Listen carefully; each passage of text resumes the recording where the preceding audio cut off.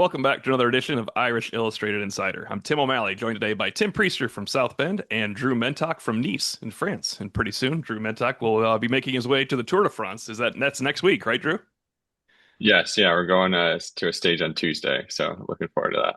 It's travel tip number two, right behind Marcus Freeman, heading out to Good Morning America today. I was unaware that was actually happening until I had a Twitter offering from Notre Dame's official Twitter page, but I did catch Freeman's 3 minutes with Michael Strahan. Tim, you won't be surprised to hear that Michael Strahan asked him, question from Justin Tuck and Jimmy Dunn, what will your record be this year? And he said, you know what our record's going to be this year, 1-0.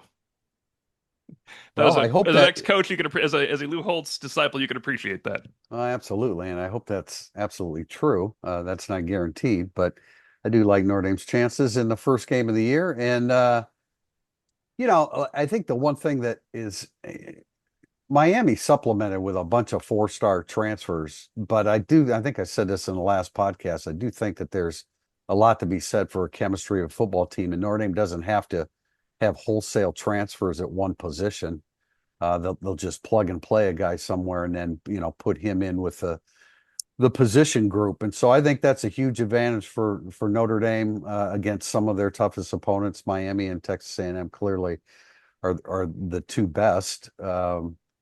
But yeah, I mean, that's all I care about. Like Marcus Freeman, that's all I care about. The Notre Dame's 1-0. I'd prefer 12-0, but 1-0 is cool too. But Drew, you caught what was kind of your takeaways from Marcus? I don't think it was earth-shattering, but of course, the team first leading to individual glory is probably the main takeaway for people watching that have not watched Marcus Freeman speak all the time. Yeah, I think that's definitely the main takeaway, and just how kind of, I mean, I think people who are watching Good Morning America who probably maybe learned more about Marcus Freeman during the playoff run last year. Yeah. There's a lot of things that could maybe come across as glamorous with him, so maybe getting to see some of that humility in his responses is good from a national perspective, and also just I think if you look at even Notre Dame has been doing this New York trips instead of like because they don't have a conference media days. So they go out to New York, and I feel like it's usually just been some different segments on ESPN, but it feels like maybe now Freeman's also graduated to Good Morning America, unless I'm forgetting he needed that last year. But I think that's significant move, and you obviously have a guy who knows football, Michael Strahan, Yeah. interviewing him and asking some other questions. They also got into his family life, talking about, I think Michael Strahan said, well, you have half a dozen kids. And he's like, Yeah, that's how he that said makes it. it sound like it's more than six. But talked about his family life and growing up in a military family and stuff. So other ways that people who aren't necessarily football fans are going to get to know Marcus Freeman and as a person a little more too. Yeah, that was my favorite part because Strahan grew up in a military family too. And while Freeman was explaining his childhood, Strahan's like, I think we had the same dad. It's kind of a Oh, good, kind of a that's good interesting. exchange there. That was good. But Drew, you pointed out, I saw this on Twitter, and I think it was from One Foot Down, but there were six players, right, invited to go along on this trip. Kind of obviously their speaking engagements and NIL opportunities in New York. One to me is a major surprise. I think, but it's not maybe major surprise is the wrong term. I think it's great news he was invited. Yes, yeah, I think so. It's Jordan Faison, Jeremiah Love, Leonard Moore, Emil Wagner, Don Schuler, and then I think the surprise is Eli Reardon was brought along, and I think that's a really good sign because they're not going to bring somebody along that are just expecting to be a mostly blocking tight end this fall. They've seen some of the stuff we saw in glimpses during the spring. I think that's a good indication that they expect that to be what he looks like as a player, and they're going to start putting him out there. And he also, I'm sure if he's standing on a I don't know, get up segment or whatever it is on ESPN, he's going to look the part too. And so I think that type of thing helps as well. But I think that's a good sign if you want to have even more optimism on Eli Raridon, like this is the next step in that. I think, maybe that's just like trying to give him a little bit more confidence that Mm. he's the man, I mean, put him out there front and center and say, we're expecting this guy to do big things for us this year. And, I'm not saying that Eli Raridon lacks confidence, but boy, they sure need him to really, really step forward and do some big things for them this year without any real certainty behind him. We haven't seen Ty Washington on the practice field. James Flanagan hasn't been in a practice with a Notre Dame uniform on, Kevin Bauman, etc. Cooper Flanagan's hurt. So maybe just saying, hey, man, we need you. Believe in yourself. without actually saying that. I think that's a great point because the other guys definitely do not lack for confidence. Like Jordan Faison does not lack for confidence in his abilities. And as I pointed out pre-show here, they put him out there all the time, man. Yeah. Jordan Faison, he is always out there. I guess he has a good double sport story. But yeah, Raritan, Tim, I think he is high on the list of guys that, obviously 2-0 is more important than Eli Raritan's stats, but if you want to see somebody have a really good game other than the quarterback, it might be Eli Raritan in one of those games because it takes the offense to a little bit of a different level. Malachi Fields, as you've pointed out, could use a confidence boost to start as well, just with Notre Dame Yeah. and Well, Virginia. I mean, I think, if Eli Raritan comes out of the Miami game with 5 catches for, 52 yards, I think anytime that you get the tight end involved, you open things up for, your wide receiver core. So I think that would be a really good thing. He's certainly capable of it. I mean, he's got, when you talk about football bodies, I mean, the bodies that you want to march out in front of people, Eli Raritan is it. I'm not sure that naturally shows up on the TV screen, but for those of us that are allowed to be around these guys at practice and to interview them, when Eli Raritan walks in the door, you take notice because he's a monster. Yeah. 24/7 Sports update or unveiled its recent update for the class of 2026. And as noted in Tim Priester's Thursday thoughts and amid a lot of hand wringing on our message board, not a lot of Fighting Irish prospects moved up, unlike some other websites. But as pointed out by poster Irish JJ24, the reality is this, Tim Priester: 21 of the 247 players ranked moved up, and only 21, and 90% of those guys entered the rankings or moved up a ton. I don't think it's quite worth the time we're giving it on the internet, but I suppose if other sites bump Irish players up, and there's a couple guys that you definitely believe should be ranked higher, that is July fodder. We'll talk about that in second segment. We have a question about that, but I also want to give out a shout out to Jay Crone 31, who made today's Thursday thoughts, because he pointed out that there are some other fan bases that are upset with the rankings: Penn State, Georgia, Florida, Texas A&M, and they're saying the exact same things that the people are saying that are concerned about the rankings. Come on, folks, let's be adults about this. Do the rankings, does that really matter? What matters more, the rankings? And first of all, look, this is a mathematical equation. What 24/7 tried to do was recognize those that came on strong in the summer and place them in the listing. So it's a mathematical equation. Everybody's going to fall. There are going to be teams all across the country, programs all across the country that are falling. Let's worry about the things that really matter. This does not matter at all. And shout out to JJ Crone 31 for pointing it out so I could use it in today's Thursday thoughts. Drew, have you lost a lot of sleep over the rankings, Drew? No, not at all. I mean, other than just reading the message board post a little bit, I guess. Well, but and then accusing people of deliberately. I mean, look, I realize everybody doesn't understand what we do for a living, but we try to consider ourselves to be professionals. And Andrew Ivins and all the people that rate these guys are just trying to do the best job that they can. Andrew Ivins covered Notre Dame. He doesn't dislike. Right. He's not the clown that covers Michigan that's bitter about Notre Dame and moved on to covering Michigan. Everybody's just trying to do an honest job here. And if guys fall, That's just the way. Everybody at Irish Illustrated calls it straight when it comes to Notre Dame. I don't know. I don't know why anyone else at 24/7 would do it differently. They don't. We know these people. They don't do it any differently. They're trying to be professionals. That's all. Yeah, and I think what really matters is where if you really care about the rankings is after they get their senior seasons in and the ones who go to All-American and stuff. So this is just, I mean, they're updating some guys that caught their eye that they felt like they needed to recognize in the middle of the summer, kind of during a dead period, and there will be more shifts and stuff later. But I don't think this is the most significant ranking change you'll even get throughout a year. It's moving guys up, and maybe some Notre Dame guys fell a few spots just because they're bumping guys up and shifting, but it doesn't mean for the most part they are worse players all of a sudden or 24/7 views them that way. Think about how much difficulty we had rating Notre Dame's top 99 players. Imagine doing that with 800, 1,200 high school players that, you can't see them all in person. it's an impossible job. And so Notre Dame's players fell. The only thing that really matters is Notre Dame's having a great recruiting year. Isn't that what matters? That's the only thing that matters. Two things will always be true about rankings. One player's ranking doesn't matter, but having 6 5-stars is better than having 1 5-star because there's a chance those guys are going to work out. Collectively, yes. It does matter in that way. Not falling, but pushing back. Elijah Golden, Cardinal Mooney defensive tackle, and a crucial prospect for Notre Dame, pushing back his commitment announcement from July 26th through August 9th. Usually that does mean there's some food for thought for the prospect. Why am I not shocked? Well, he pushed it back one other. He did push it back one other time as well. That would be I shouldn't even say shocked. I'm not surprised, and I just don't.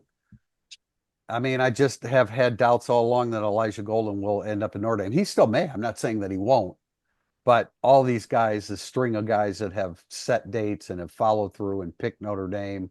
I mean, obviously, I think we all felt like Elijah Golden was going to pick Notre Dame on July 26th. So Yeah, if he pushed it back, that likely means that that Notre Dame has either fallen out of the top spot, or there's a tie or whatever. All into a tie. Yes. Yeah, I'm just not surprised. I'm just not.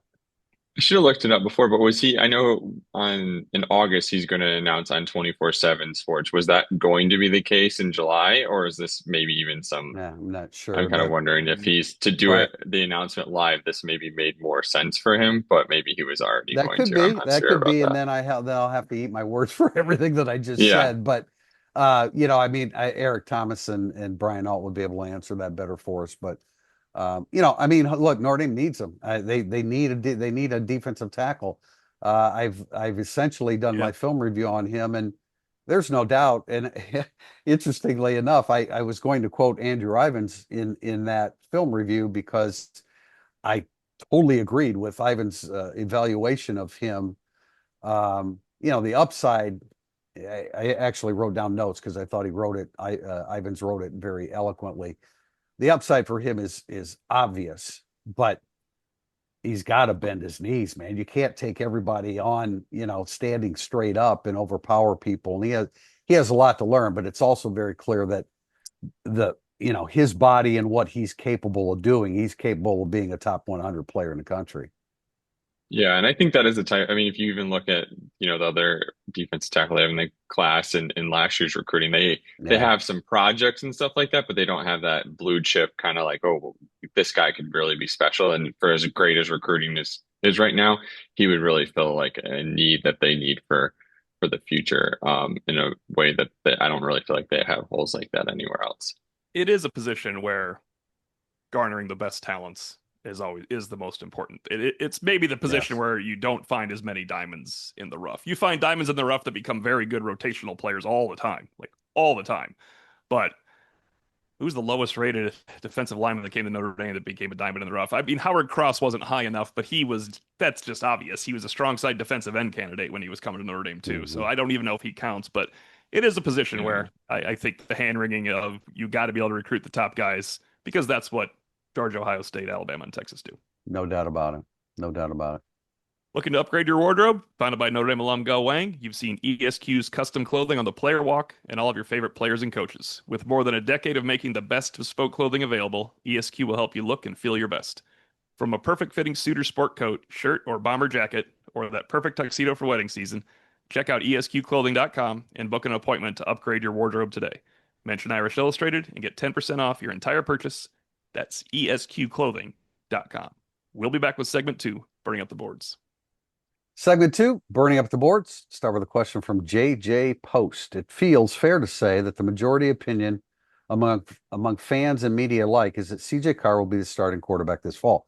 If Kenny Minchey ends up as QB1, it will be the biggest depth chart upset of a perceived pre-fall camp leader among fans and media since. What about last year? Anthony Knapp and Sam Pendleton both won jobs in camp, for crying out loud. I mean, Coogan was supplanted after starting 13 games by Sam Knapp Pendleton. was injury related. Pendleton was out, so Sam Pendleton. I mean, I still think Knapp would have been, because I guess we were all shocked that they went with Anthony Knapp when they started going with Anthony Knapp. We sat around practices and we're like, well, this is weird that he's running with the first Yeah. team. As it turns out, it wasn't that weird because he was running with the first team for a reason. My joking answer was going to be Nick Tausch losing his spot to David Ruffer when Ruffer came in, but remember that big deal? That was pretty good too. I like the nap thing too. That's what I thought. Just even from the standpoint is that like everything Joe Rudolph had set up to that point was like we see him inside, we see him as like a potential center. So when they threw him a like right tackle or left tackle early, like in spring ball, you're like, oh, are they just like cross training him so he can learn all the positions? Because he might have to, be able to communicate with guys and stuff.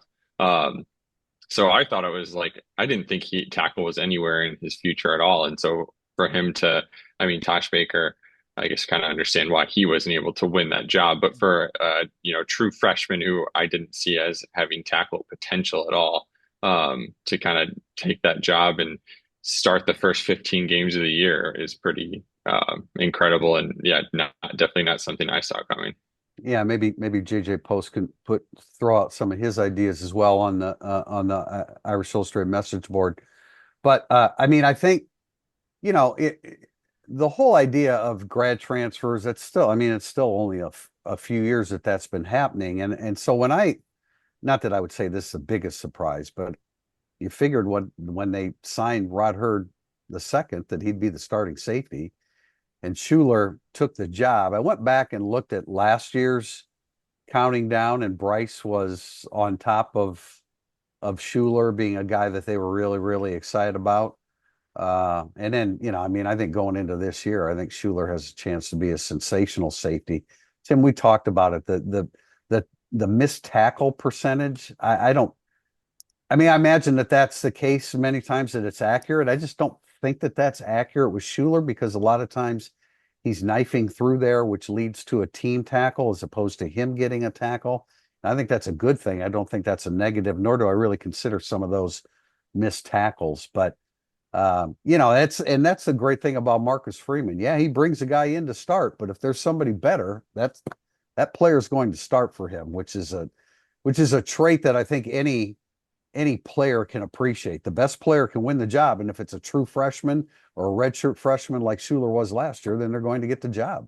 Yeah, I agree with you that they're not all missed tackles. And I mean, Pro Football Focus grades them differently. Like Bertrand used to have a million missed tackles, and you don't remember him having all those missed tackles in a game. But the only thing the concern would be with it, Morrison's 3 biggest missed tackle games would have been, this one doesn't count as much because I remember the misses, but A&M, USC, and Penn State. You don't want it to be against those 3 teams when you're going to have your most missed tackles. Because, I mean, whether they're graded properly fair. or not, you don't want that to be. No, But that's one more fair. guy, not a huge upset. Benjamin Morrison.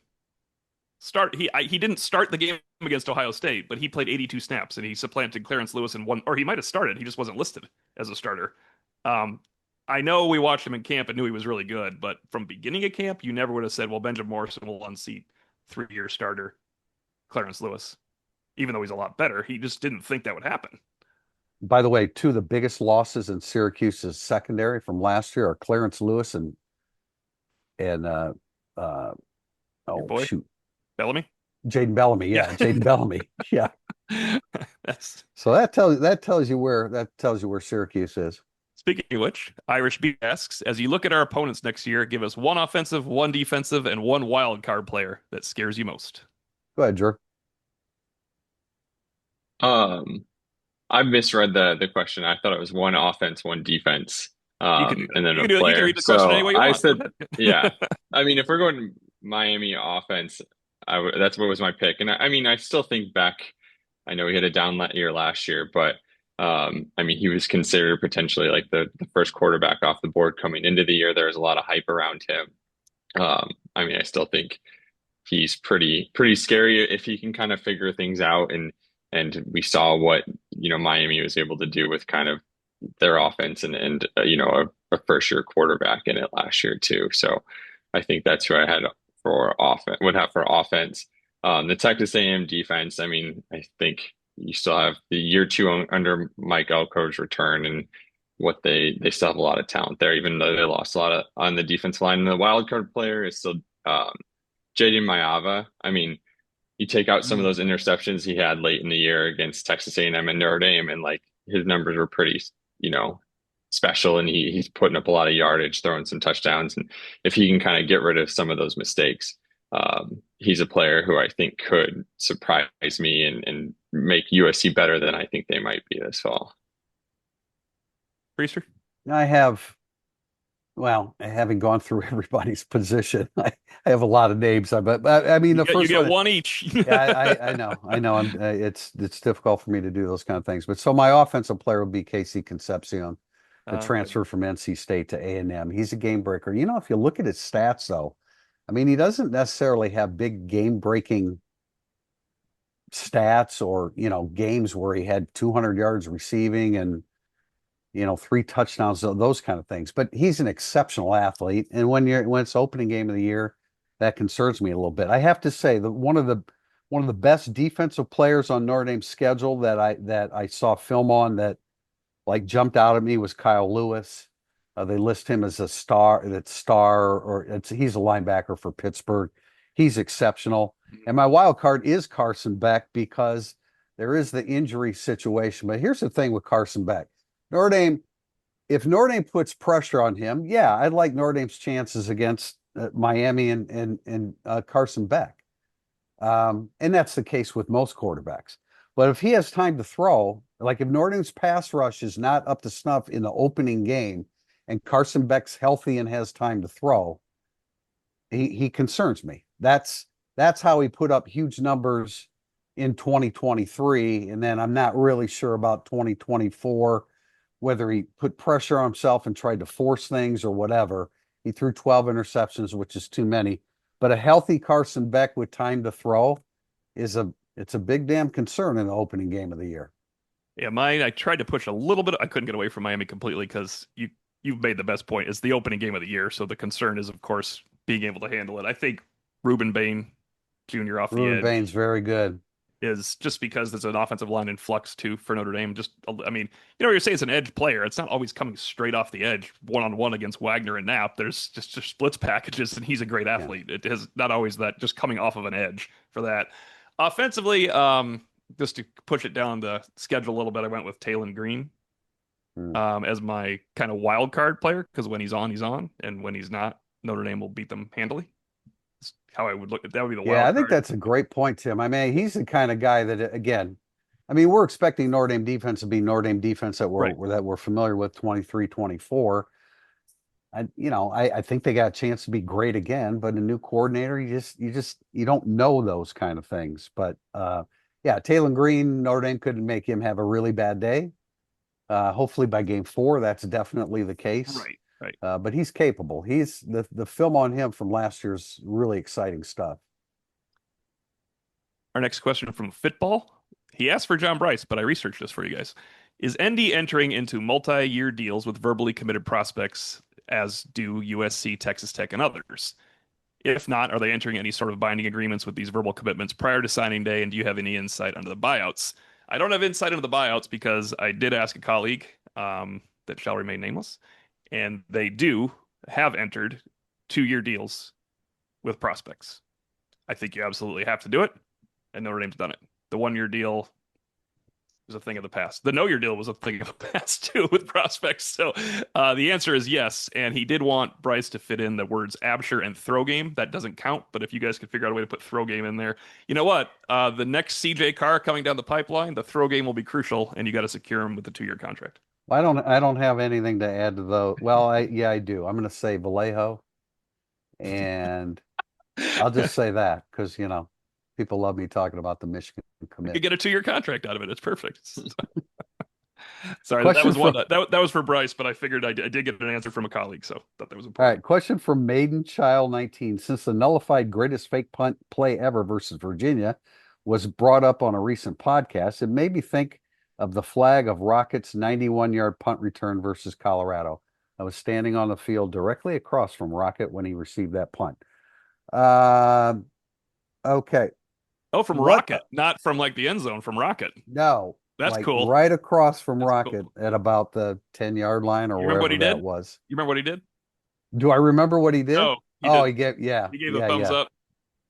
Yeah, and he had good reason to give a thumbs up, but he didn't quite work out. Anyway, from Maiden Child 19. What other callback plays in Notre Dame lore come to mind as similarly being disappointing or devastating?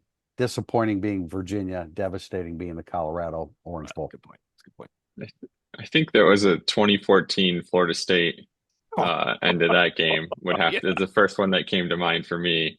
So I think Who that wins? was, I mean, callback people thought Notre Dame had won, and then it got taken away right after. And I don't know if this counts.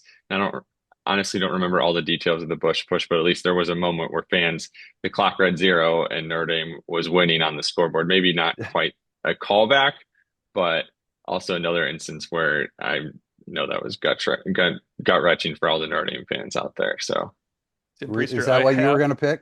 Well, I have a more obscure one that would be pretty big deal, but I mean, Drew wins, but obviously with the Florida State. But my wife was at the game, then girlfriend was at the game with me, the Bush Push, and framed in our basement is a picture that says Notre Dame 31, USC 27, no time on the clock. No time on the clock. So that's a painful one. Okay, People don't like me so much when they visit when they see that. But Tim, you're gonna remember this one. 1995, Notre Dame was outclassed at home by Ohio State and Orlando Pace. I'm sorry, 1996. However, Autry Denson returned a punt for a touchdown to cut the lead to 6, and it was called back. It was a hold though, unlike Rockets. It was make the grab. Yeah, I wasn't. That one didn't come to mind. I had forgotten about that one. Okay, if we're going to talk about obscure, I'll give you one that I don't even remember. I was 4 years old, but Bob Meeker was called for holding on a touchdown at USC that would have given Notre Dame I'm not really sure what the score say was 17-0. Anyway, it would have been a decisive touchdown. Notre Dame would have won, and they would have won the national title in '64 because they weren't going to bowl games, and they would have been they would have been crowned a national champion '64 and then 1966.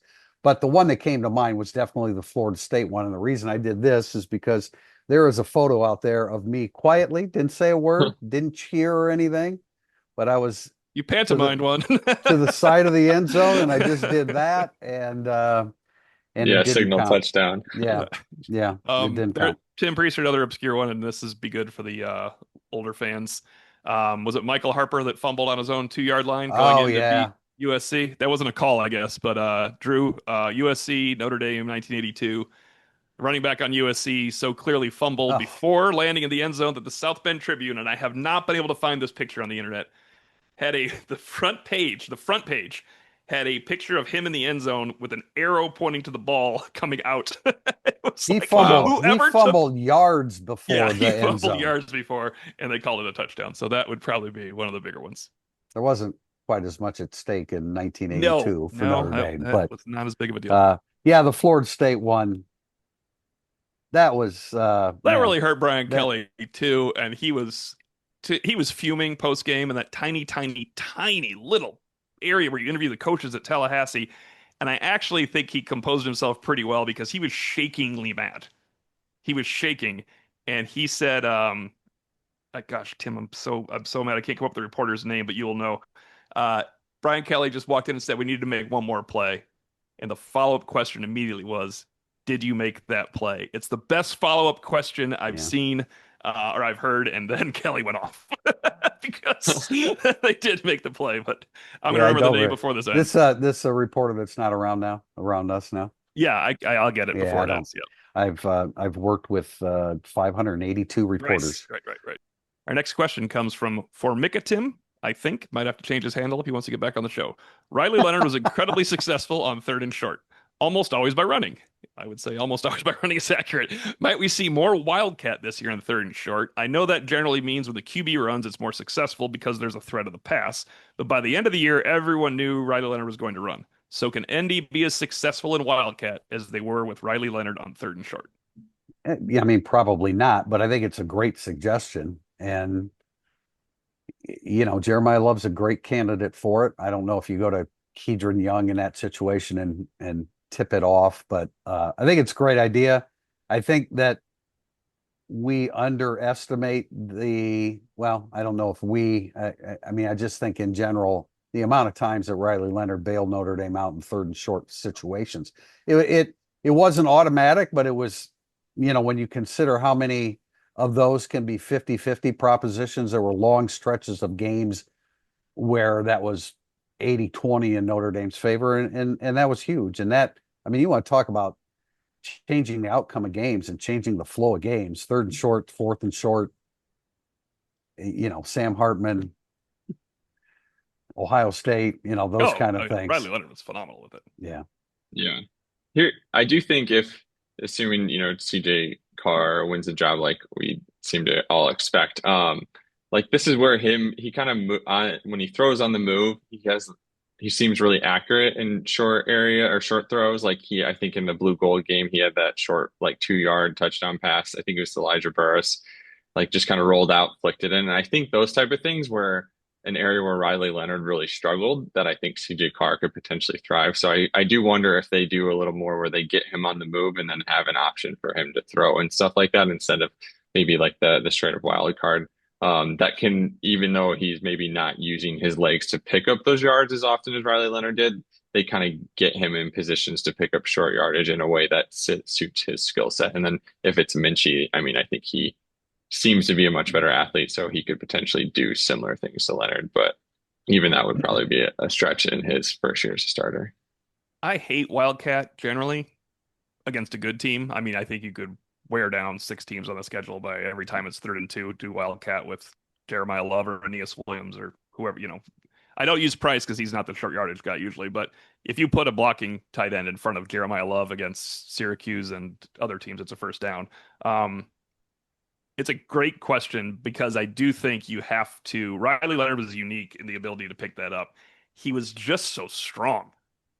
He was just such a He was. powerful person. It was Yeah. incredible how strong he was. I don't think Minchey can do that.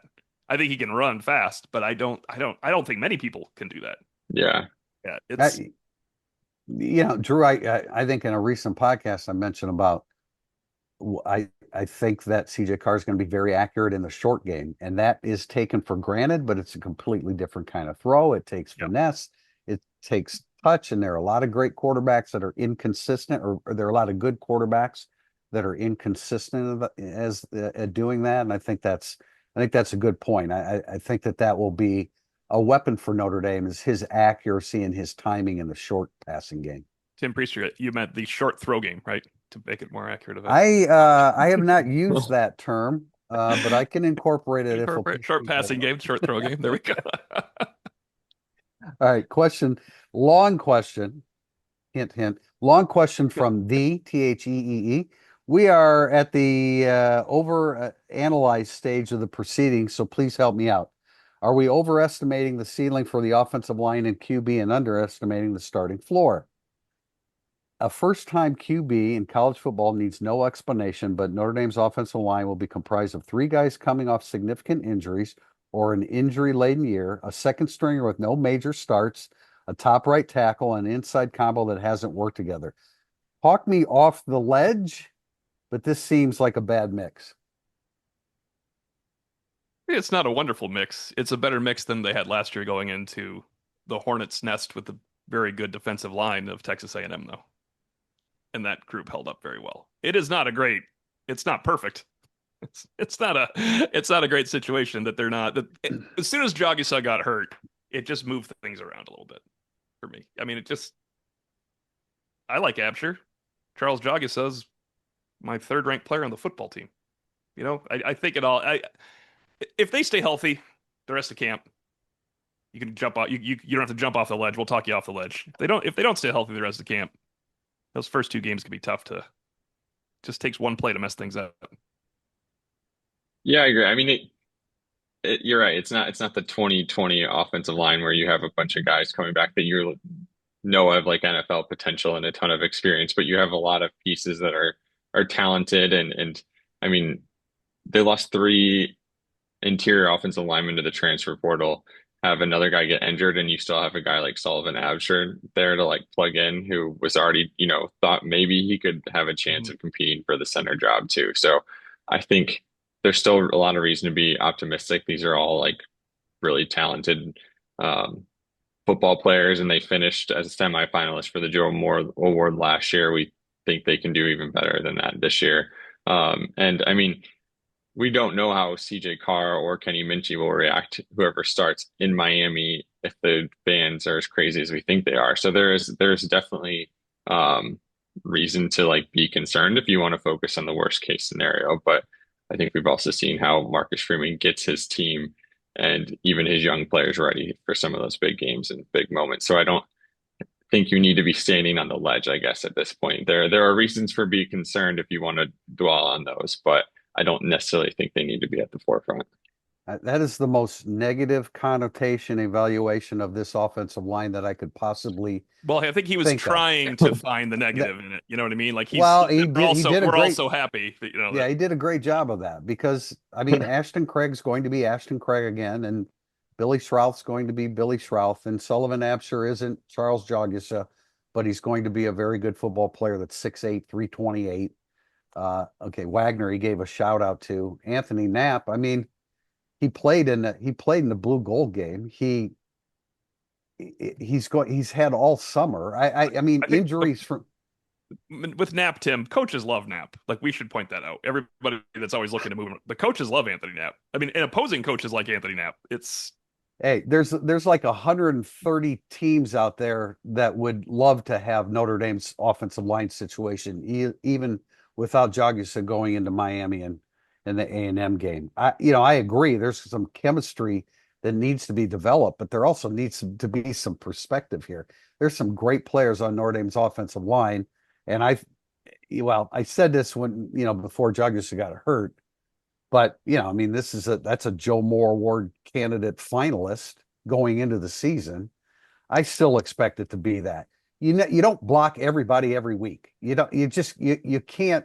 There are going to be quarters where you have back-to-back 3-and-outs and what have you. But one of the least of Notre Dame's problems is the offensive line that they're going to put on the field. Again, like you said, Tim, can't have any catastrophic injuries in the preseason, but they're 98% of the other teams out there should have Notre Dame's problem on the offensive line. agree, but fair to say that if Riley Leonard's the quarterback for game one, you feel a little more comfortable at the quarterback position than the Well, first time starter because he yeah, included no, Carr.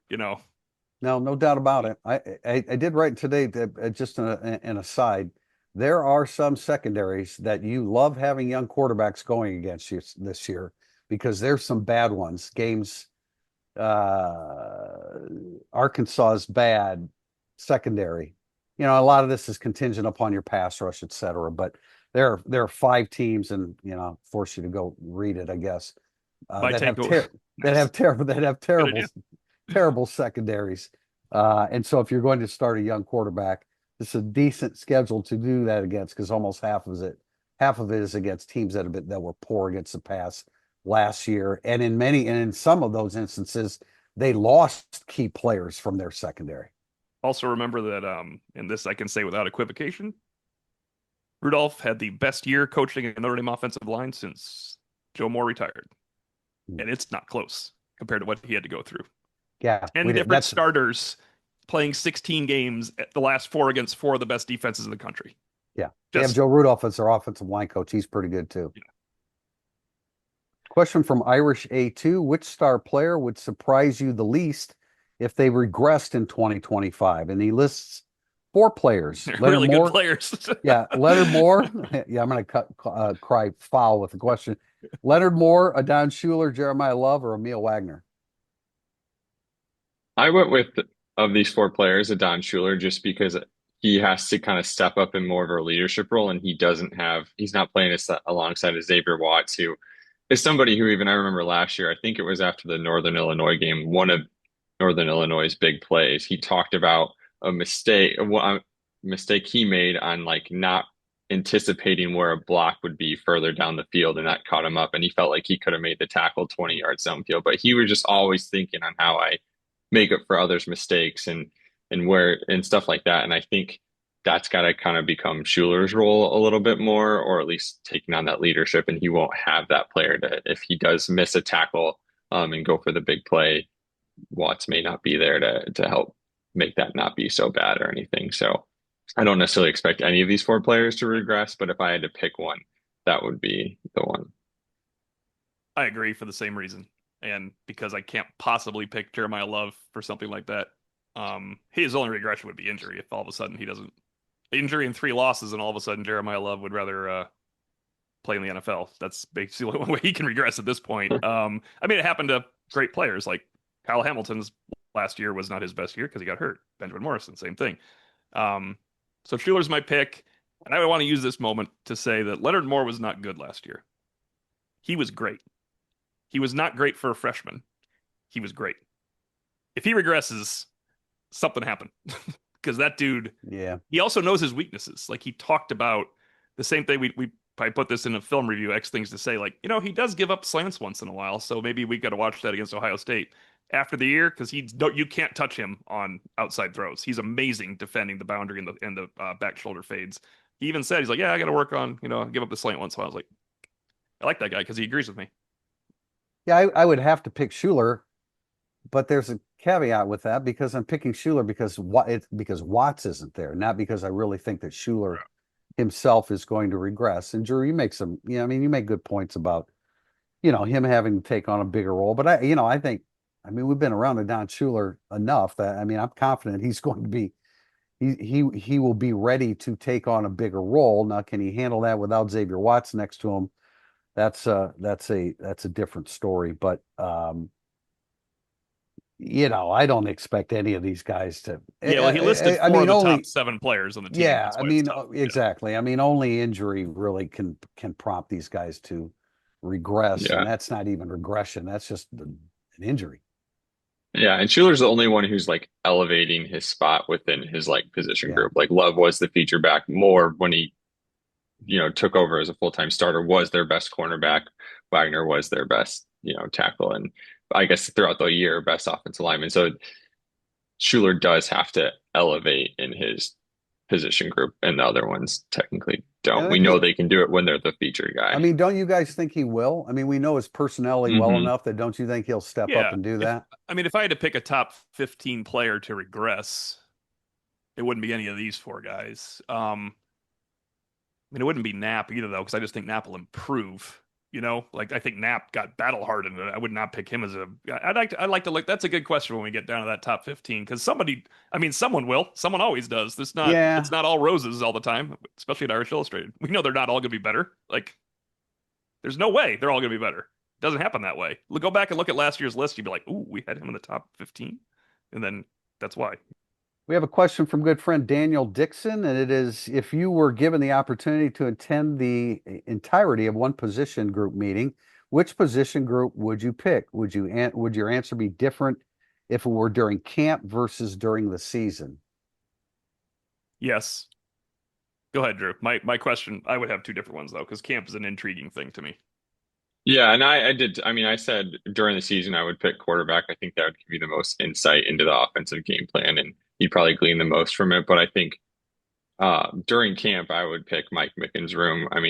You'd get a look at some of the most talented players on the team, but also just what we've seen from Mike Mickens. And when we talk to him, he's soft-spoken, doesn't give away much. He's pretty coy. He can give short answers, but clearly he's very good at getting a lot out of his guys and turning, 3-star prospects like Leonard Moore was into maybe one of the 3 best corners in the nation as a freshman and things like that. I would, just love to sit in and see what he's doing to challenge them, what he's, seeing in their game that he can point out to help them improve and stuff like that. I would really just love to be on a fly on the wall to understand. We know he's a good coach, but he's probably, of all the coaches on the team, the one I could explain. It would have the most trouble explaining why he's a good coach in specifics, if that makes sense. If you want to see short answers from Mike Mickens, go to the transcript from the spring when you're doing a counting down series and you're looking for quotes to put in there because his answers are short. I would love to hear and see Mike Brown coach in his wide receiver room. He developed 2nd, 3rd, and 4th round draft picks at Cincinnati, and I know that he's a good teacher, and I would love to see the process. We know who the top 4 wide receivers are, but who are going to be 5 and 6? Will it be Gilbert? Will it be Burris? I guess I'm kind of pointing to those guys, or maybe KK Smith. But I would like to hear what he says and does with his players from an X's and O's standpoint and a teaching standpoint. We get a little bit of that. We'll get a full practice to pop around when things get started at the end of July. But I don't know that I would necessarily change once the season started. Certainly listening. I mean, sitting in on the quarterback meetings with two inexperienced quarterbacks would probably be fascinating as well, because the learning and teaching that's going on is just coming and going at a really high rate. I would preseason want to be in Gaduli's room because I want to find out what's going on with Carr and Minchey. Yeah. So that's just cheating. Yeah. In season, and kind of like Drew pointed out, I think I get a lot of insight from the defensive game plan if you're in Max Bulla's linebacker room. What they're featuring out of those four main guys, how much, well, there's a lot of nickel, but Yeah. how much I mean, we can make an argument for any of the positions being intriguing and interesting. I want to watch Bullock coach. Yeah. I like interviewing Max Bull, man. He gets into it too. He can, they all played football, but it's pretty obvious Max Bull played football. Yeah. And speaking of Mike Mickens, shout out to him as Sauce Gardner, his protege with Cincinnati, just signed the most lucrative defensive back contract in the history of the NFL, 4 years, $120 million. I'm sure Sauce Gardner would give a lot of credit to Mike Mickens in his development of his game. The 1,605th prospect in the class of 2019. Wow. That's better than Drew White. It's better than Drew White was. And he's also better than Drew White. No offense to Drew, but I love Drew White. He was a friend of the show and a very good underrated player, but he was agent number 977. Remember? He was a 977th ranked player in that class. He was a very productive player for Notre Dame. All right, we're going to wrap up with a question from Kenny Covington. While not always winning, Marcus Freeman had the team ready to compete in week 1 against tough competition and tough environments, which were followed up with awful performances. Given the bye week in week 2, is the blueprint in camp likely to stay the same, or are there minor tweaks? Tweaks were probably made last year after the awful performance, is my guess, and that's why they didn't have any subpar performances the rest of the way. It's a lot easier to start coaching again, win or lose, to Miami for Texas A&M than it is for Marshall and Northern Illinois too. That's human nature. He's coaching 18 to 20. Well, now they're like 18 to 25-year-olds.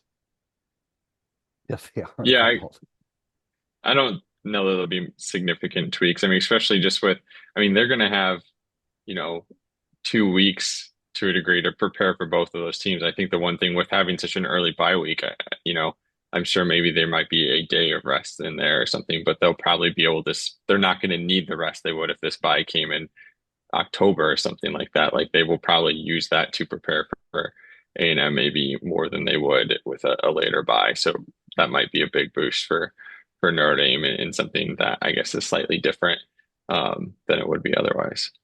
I don't know necessarily that it was a camp issue. It was a week 2 issue. Yeah. The other week 2 he had was Tennessee State, so it doesn't apply. Yeah. They weren't very sharp against Central in week 3, but that's probably related more to Hartman getting hurt in that game, right? I mean, I think Marshall the week 2. Oh yeah, Marshall and NIU, but TSU is the one that doesn't apply because I mean, like, what would you adjust in camp? You'd spend a little bit more time preparing for game 2. I think we talked about this with Pete a bunch. That this is a question I was going to include because Brian Kelly was included in it. There is one downside to putting all you have in the offseason in Ohio State and Texas A&M. It's that you got to play somebody else the next week, and I think he encountered it both times. I'm positive he encountered it both times. But like how much time would you how much additional time would you give to, and we don't know whether they did or not. Anyway, so I don't know who we're playing next week was said. Good point. It's not. Touche, T.O. He did say that. I bet they knew they were playing Marshall, but he probably didn't care. That's what I say. I was in the front row, I think, then, and I wanted to stuff the words. Don't say that. I tried to stuff them back in his mouth. I think you and I are the only two we looked at each other like, oh God, don't ever say that. But he was just, he was exhausted at the end of the Texas A&M game. How do you last get better year. as a coach? You look back at your old press conferences and go, "Oh, geez, yeah, that was not a good idea." I should have told him that when we had our meeting with him Right, in May. right. Very That's a quickly, at some point, guys, at some point, if they beat, I have in my Monday musings they were going to start 1-0. Then I said they're going to start 2-0. Telling you right now, take the points with Purdue. 23 points, 30 points, 17 points. Notre Dame is, this is from Tim Murray, 21-6-2 against the spread the last 2 years, covering by an average of 8.5 points per game, both best in the nation. The lines are going to inflate. You can't go 21-6-2 and then go 10-2 again. It's just not possible. They were 7-7 as the first couple years. Take the points with Purdue, and there's no as long as I don't. They're not going to have a safety 30 yards back, so they'll play with 11 defenders. Now they won't, but they'll have a safety back there that isn't anywhere near as good as Thieneman. But they have a new coach, Barry Odom, who, by the way, had the #1 special teams in the country last year, and he brought his special teams coach with him. But it's going to take a lot more than that from Purdue to beat Notre Dame. But it's an excellent point. I mean, It how might can be a you? 30-point spread too. You were right. You mentioned I said it won't be a 30-point spread, and you gave me a quizzical look. It might be a 30-point spread. I asked for like an estimate. That would now if it's 30.5, just bang. That's your time to take Purdue for crying out loud. Hey, just it's all for informational purposes only. I am no one's booking betting agent. All right, take us home, T.O. You know what? I was trying to find this. We have not taken a week off. We are going to take a week off next week from Irish Illustrated Insiders podcast. I look back. It did not happen last July. Did not happen last February. It did not happen the previous July. I don't remember the last time a week was taken off, but I'm going to guess somewhere around the infancy of Marcus Freeman's coaching, perhaps, because it's always very fun getting together twice a week. But we'll be back camp week with 2 podcasts, of course, and the second one will be after speaking to Marcus Freeman to kick off the football season. Until then, for Drew Mentok and Tim Priester of Irish Illustrated, I'm Tim O'Malley. Thanks for joining us and watching and listening Irish Illustrated Insider.